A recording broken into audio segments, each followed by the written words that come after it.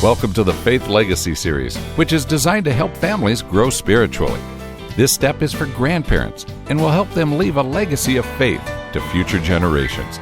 Session 2 is led by nationally acclaimed author and leader in children's ministry, Larry Fowler. Larry understands some of the common challenges grandparents are facing today. Let's listen in as he explains grandparenting under construction.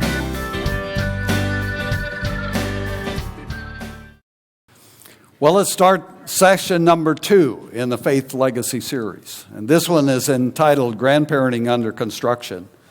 I'm sure that you're probably right here with me. I don't have all the answers on grandparenting.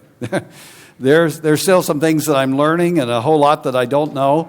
But I have been on a journey to learn what I could. And let me just kind of warm us up for this particular video series by telling you a little bit about my background and where I came from. I grew up on a cattle ranch in western Nebraska. Both of my grandfathers were cattle ranchers. My mom's dad lived about 100 miles away, and you know, when you live on a ranch, you can't go very far because you got to milk the cow, and so we wouldn't see him real often, maybe a couple times a year. He was a really nice man, but I want to tell you, I don't ever remember a time that he talked just with me. I don't ever remember a time that he did something with me. He was always involved with the adult stuff, and he was a really nice man, but I never really knew him.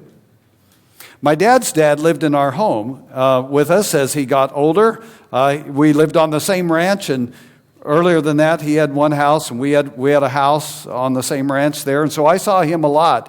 And in fact, he did a lot with me. My dad's dad played checkers with me and helped memorize spelling words for spelling contests and things like that. And I had a lot of involvement with him. But after I got to be an adult, I'm going to tell you, I kind of felt cheated after I had a conversation with my older brother, who's 9 years older than me. Because he told me that grandfather had many conversations with him about real serious stuff. He talked with him about, what it means to be a man and how you treat a woman and lots of just man stuff. And he never had that conversation with me. I don't know if that extra 9 years made a difference, but I missed it all. And I kind of felt cheated. My dad passed away when I was 25, and so I never got to see him grandfather. So I came into the position of being a grandfather without any personal examples. It meant I had a lot of learning to do about that. And then I got surprised because my daughter, who had her family first, her first marriage failed. And I suddenly found myself thrust in the role of being both grandfather and father for a number of years. And it was during that time that God began to push me toward the position of being an intentional grandfather. Because I did not want my little grandsons to repeat the sins of their father. And I am still incredibly determined, now that they are 17 and 19, I'm really determined that that's not going to be the case. And so God began to push me towards that.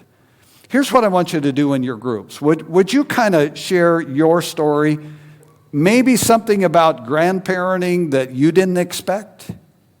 What surprise was there in grandparenting to you? All right? Talk about that in your groups as we get started here.